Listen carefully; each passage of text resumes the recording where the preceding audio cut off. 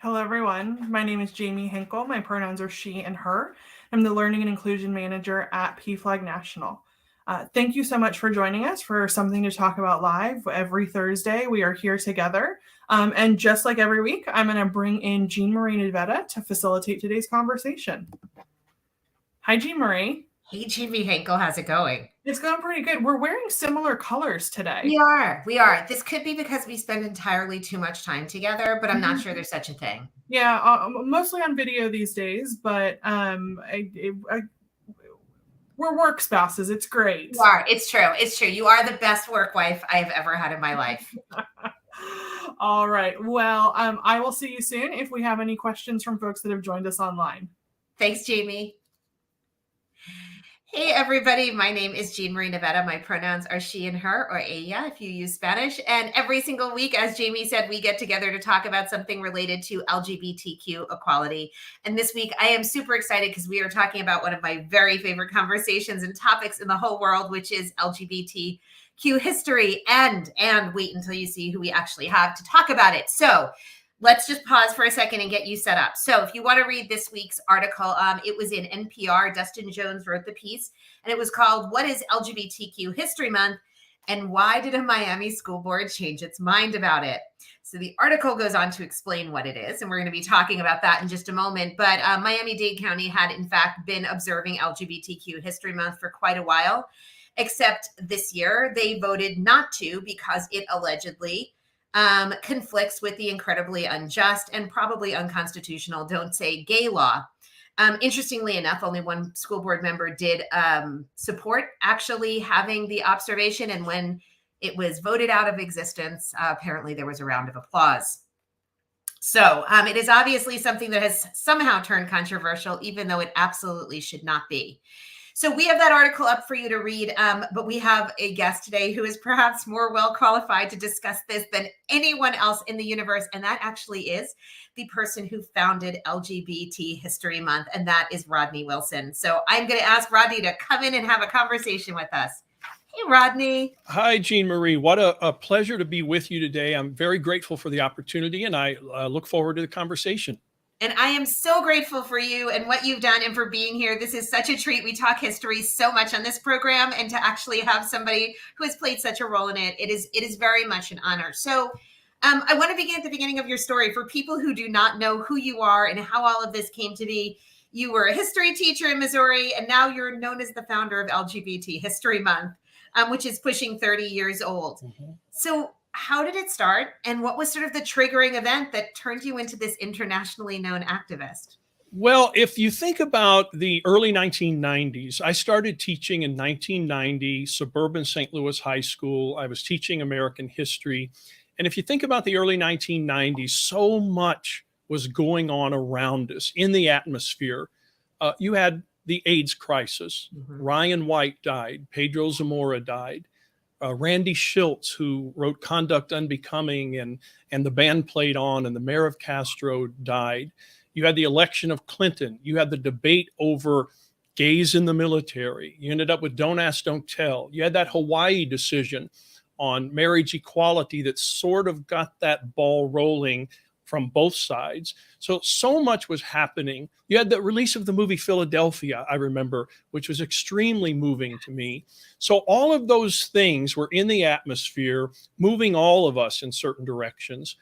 But if I think about one thing that really caused me in January of 94 to sit down, type up a 2-page proposal about why we should make that October 1994 what we then called Lesbian and Gay History Month, it was my textbook.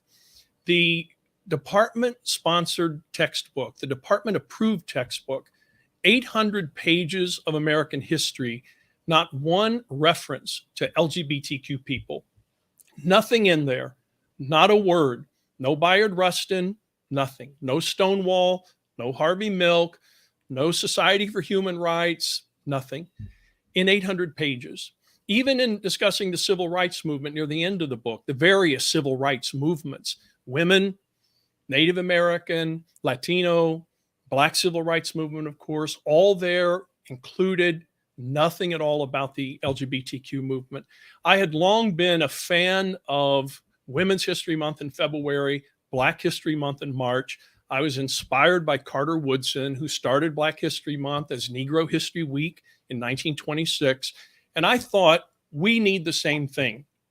Our history has similarly been erased, obscured, ignored, not considered worthy of consideration, not put in textbooks. Young people aren't learning about this.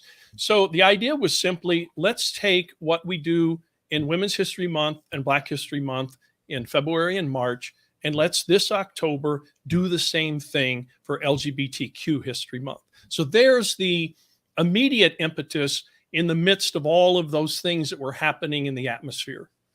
Wow. As you were going through all of those, I was around for it. I remember all of those things. And I also remember the very bizarre silence that was around it. I have a very clear memory of, I think I was a senior in high school when Magic Johnson revealed that he had HIV. And I distinctly remember nobody really talked about what was going on or how it connected to a larger conversation. And it was very frustrating to have these silences that seem so very obvious. So I really appreciate what you're saying. So you make this proposal. Obviously, it becomes pretty big. Did you ever envision yourself as a big activist, or did you think it would turn into what it turned into? For me, really, it was just about pushing history into the public square, LGBTQ history, making the reality known that there is an LGBTQ history. So that's what it was about. I sent the proposal to every LGBT organization that I could find an address for. I didn't have an email at all in 1994. I didn't have internet access in 1994. So I'm sending postal letters. And the good news is, too, that some of those landed on the right desks. I'm thinking, for example, Kevin Booyer, who was then the chair of the board of the Gerberhardt Lesbian and Gay Archive and Library in Chicago. He got one of these letters. He made contact with me, an extraordinary organizer, a completely indispensable person in putting this project together. My friend John Du Bois, I met her in college. She's sort of been there with me for the last 33 years. Anything I'm doing, anything I'm writing, I run it by her. She was the first person to see the proposal. She offered some input and some insight. Kevin Jennings, who had founded GLSEN, the Gay, Lesbian, and Straight Education Network, a couple of years prior to this, had so many contacts, so much knowledge. Jasiah Greenman out in California was always pushing us forward. So I was able to get a really incredible coordinating committee because, as you know, no one does anything on their own. It is a team effort. It takes a village. And then all of these endorsements began to roll in. From National Gay and Lesbian Task Force, Human Rights Campaign Fund, from historians like Martin Duberman. So all of that created an impetus. And very quickly, even in a pre-internet age, by October 1994, the idea existed. It was out there. It was in the community. Subsequently, of course, the idea has grown tremendously. LGBTHistoryMonth.com, which I think will be scrolling across the screen, an equality forum project since 2006. Every month, every year, I should say, they put together 31 icons for the month of October, one each day. They have almost 500 icons there now that anyone can go to LGBT History Month and look at. You can look at your Twitter feed, your Facebook feed. It's enormous.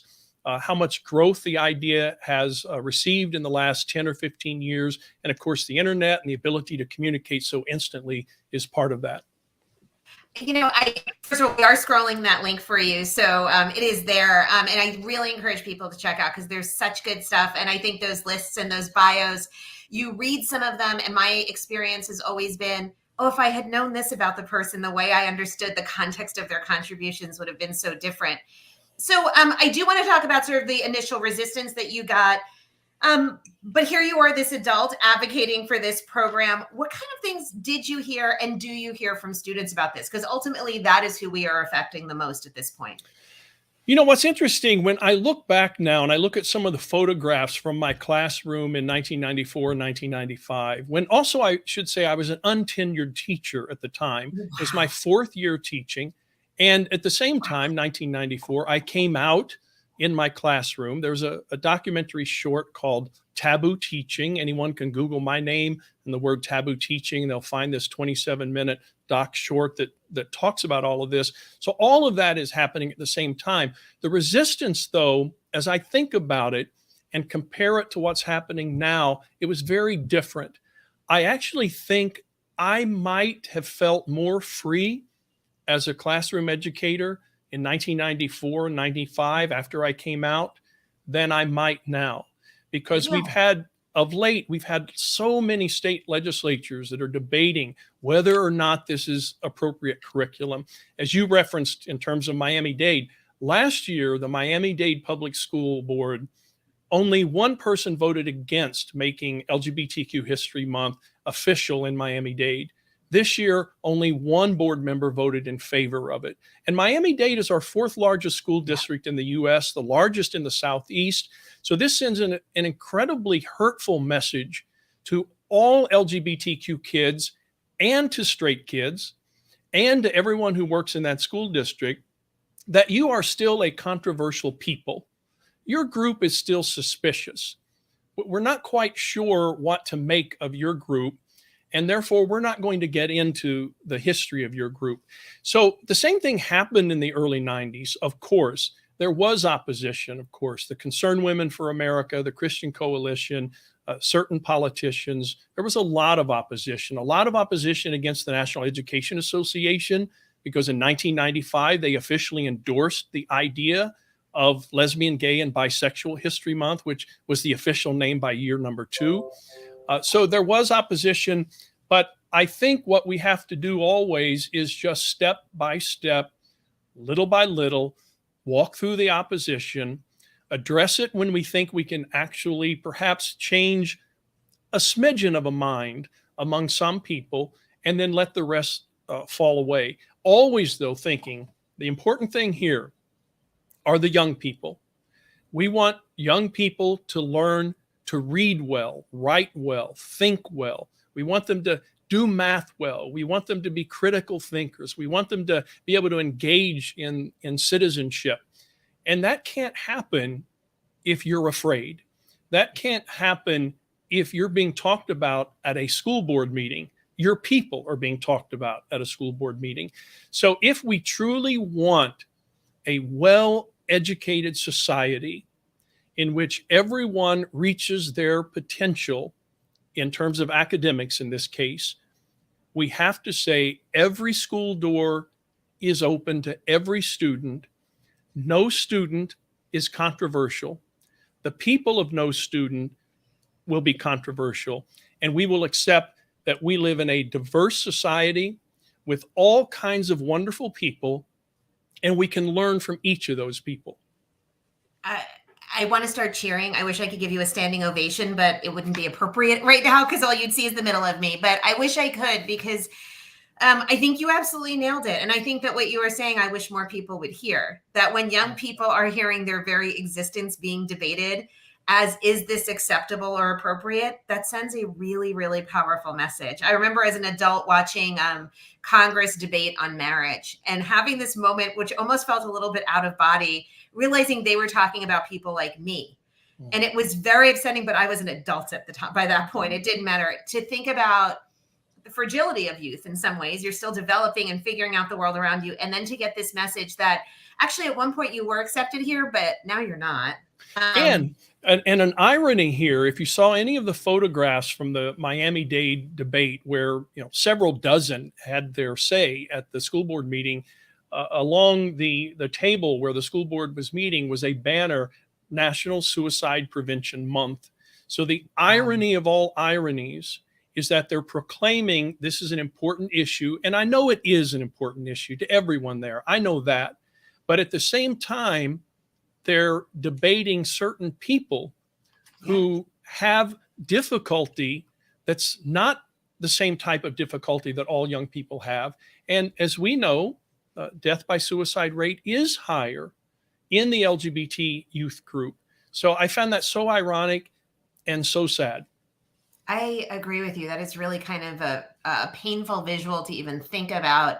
And, to the point that you're making about the connection to self-harm, there is increasing research that the political climate that young people are being subjected to is damaging them. Trevor Project had some incredible research, especially polling over the past couple of years, about the effect specifically on trans and non-binary students when they are constantly hearing that their very lives are up for debate. Yes. Can you imagine any human being thinking that they can question the innate humanity and the basic civil rights and human rights of any person? It's astounding, really. And right now, because there has been more acceptance for the L, the G, and the B in society.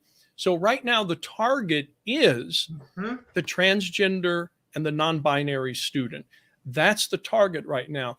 And all of us who are not transgender or non-binary must be making certain we are standing up for those who are, because that's the target at this point. And as we know, one political party is using those individuals, those kids, exploiting those kids and the suffering that some of those kids go through, using it to gain political points and to scare people into voting for their party. It's a terribly sad time we're going through now. I hope it's a blip. I hope within 2 to 4 years we're out of this angry period, but I'm never sure of that.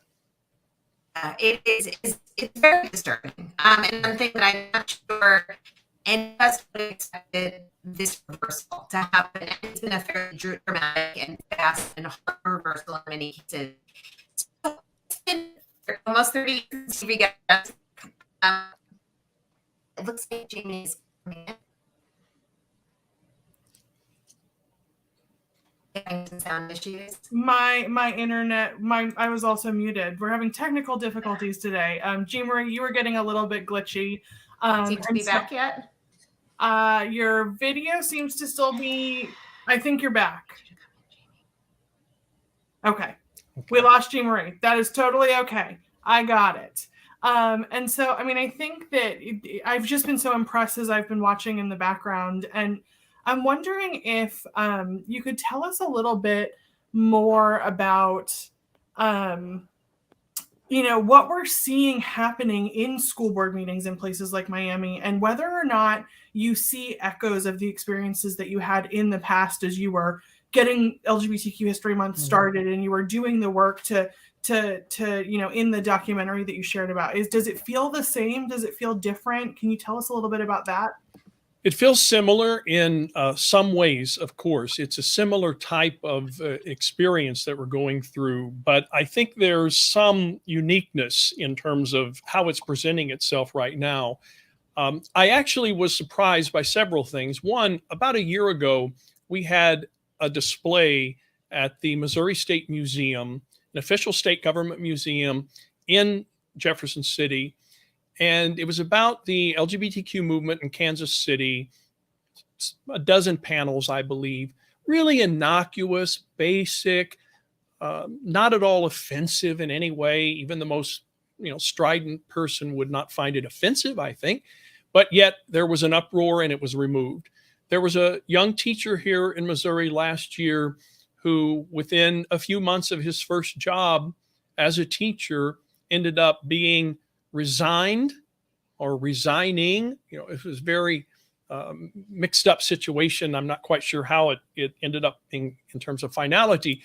So I was surprised by those, but I was also surprised by the election of 2016. And I think we are living in the aftermath. I think that particular event in 2016 opened the door to a lot of individuals who wanted to be nasty or ugly or mean, but they were being held back. They were being constrained by polite society.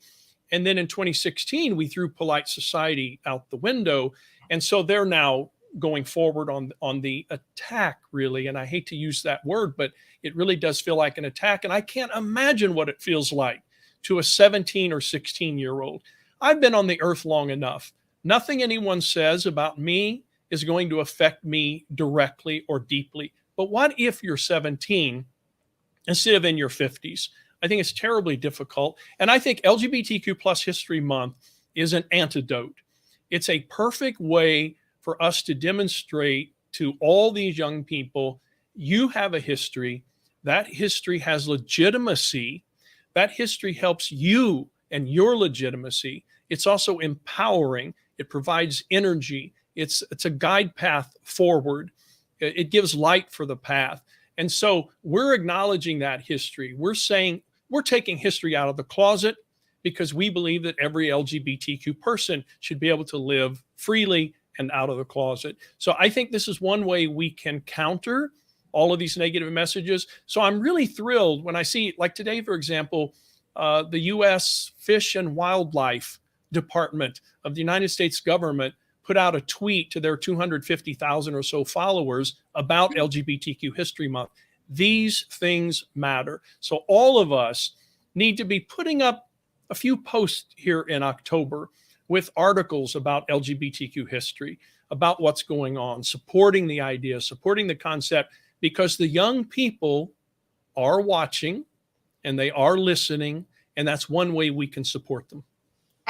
First of all, I apologize for the tech hiccup. This is proof that we, in fact, are so live that my internet gave out. But I really love what you're saying. I read this great article a few years ago where somebody who was writing about teaching LGBT history said it is a sign of hope. When you see yourself reflected in the people that you are studying, it is a sign of hope that makes you visible and it makes you present. And I think that's so true. So I think we are pretty much on the same page on the intentions of those who want this to go away are bad and they are damaging. If there was one message you could get across to those people about the effect of what pushing back is, what would it be if you could get them to listen? I think I might say two things. One, remember, you might have now, or you might have in the future, an LGBTQ child or grandchild, niece or nephew. Be careful what you say, because you don't know whose ears will hear what you say, and you don't know how deeply that could wound a person, potentially for life. And the second thing I would say is, if there's one thing all of us can agree on, whether we're conservative or liberal, Republican or Democrat, rich or poor, we can agree that love is a good thing. That loving neighbor, helping neighbor, being a kind and good and decent person is a good thing. It can never be a bad thing to express love. So watch what you say and always try to come from a place of love. I think maybe those two very reasonable arguments that appeal to the better angels of our nature might be helpful.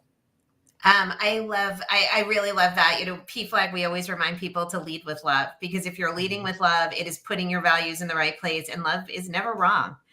That if we start there. So what I was, before I got unceremoniously booted from my own internet, one of the things that I wanted to ask you about was, it has now been nearly 30 years of LGBT History Month. What is the status of it today? Do you have any idea of how widespread it is, and what is happening? I mean, all of those trying to stop it notwithstanding. Yeah, you're right. This is the 29th annual. So next year will be the 30th annual, and the year after that will be the 30th anniversary. The idea has spread. It started in the USA in 1994. It spread to the UK in 2006. Sue Sanders and Paul Patrick were the two co-founders in the UK. Scotland and Wales and Northern Ireland have their own semi-autonomous projects. It spread to Hungary in 2013. It spread to Italy this year. April of this year, Italy had its first ever LGBTQ plus History Month. It spread to Cuba this year. Cuba became the very first Spanish-speaking nation to have an LGBTQ plus History Month. Mes de la Historia, LGBTQ plus, Cuba. So the idea has spread. And in 2021, a bunch of us I'm just now talking about got together and we co-founded the International Committee on LGBTQ plus History Months, with a plural. We meet quarterly. We've met 3 times in 2022. We'll be meeting on October 14th for the 4th time. And our purpose is to support one another, to teach one another, and to be there for any other project or any other nation that wants to come on board. We have 30 members on the International Committee, and they come from 19 different current projects or hoped for future projects. So the idea has spread well beyond the borders of the United States.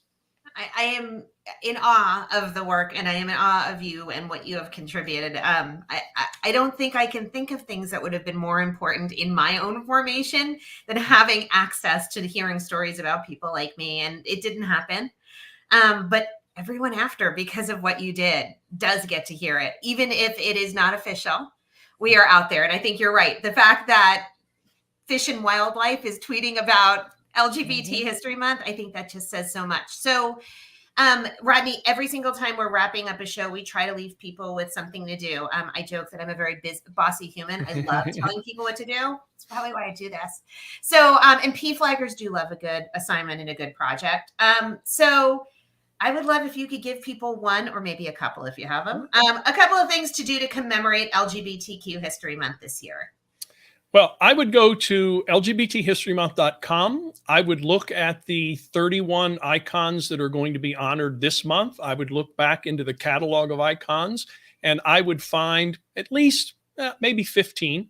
And every other day in October, read about, learn about those ones. And you can search by state, you can search by profession. It's a really fun place to go to, and share those on your social media. That would be one thing I would recommend doing. A second thing I would recommend doing is that book you purchased, and we all do it, the book you purchased 5 months ago because you wanted to read it and you haven't gotten around to it yet. Maybe make it your October LGBTQ plus History Month book. Oh, I love that. I love that. And there are so many good ones. There have been a bunch of new ones that have come out recently. I feel like there are a lot of younger historians now who are like Eric Stervini, who's been on our show before. Yes. And his work with Frank Kameny. There is so much good stuff out there. I love those suggestions. And just one last time, remind people exactly how to find out all about it. I know we're scrolling it, but we can't say it enough. I want to make sure people go. lgbthistorymonth.com. And also you can, if you want, you can friend me or like me or follow me, depending on the platform. I'm usually at Rodney C. Wilson. That is so awesome.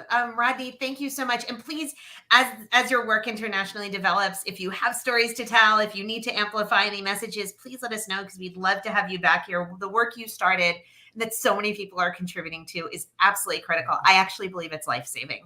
Great. So it has been an honor getting to talk to you. Thank you so much for spending time with us. It has been an honor being here. I know PFLAG will be 50 next year, right? So that's a lot of LGBTQ history right there. And always interacting with PFLAG folks is among the most memorable times I have. Oh my goodness. Thank you so much, Rodney. Take care of yourself, and we will see you sometime very soon. Well, everybody, that gets us almost to the end of a show. You heard what Rodney was saying, which was that book, that maybe that LGBT history book you bought but didn't get to. This is the month to read it. And let's say you didn't get one yet. We have a fantastic list for you of LGBTQ titles, including several history ones. So I encourage you also, as you're checking out history resources, check out PFLAG's Read with Love program. It directly connects to what we are talking about today. There are a number of school boards across the country that are making access to LGBTQ inclusive materials nearly impossible for students. Library books are disappearing from shelves. Curriculum is being erased. Commemorations like LGBTQ History Month are going away. And if you think it is just a weird political debate, I'm here to tell you you're wrong. Young people are listening to this. And as Rodney was saying, it has an effect. There is an effect when you find out that people are debating if people like you even should exist. So this is your chance to set it right. So check out those LGBTQ history resources. We have links for you up on the show page for this week. Please check out the Read with Love program. And I am going to just say that if you would like to, and it is going to be available very soon, we are having there's a book coming out that is about Jean Manford, PFLAG's founder. It is a children's book called The Mother of a Movement, written by Rob Sanders and illustrated by Sam Calda. It is phenomenal. We actually did a show on it a few months ago, but that might be something you want to zero in for this month. It is a great way to get a conversation going. And with that, we are at time. We have a really fantastic show coming up for you next week. We're going to actually have Judy and Dennis Shepard with us to talk about the commemoration of Matthew's life and the work that they have been doing. So make sure you join us. We wrap up the same way every single week, reminding you to run fast, laugh hard, and most of all, be kind.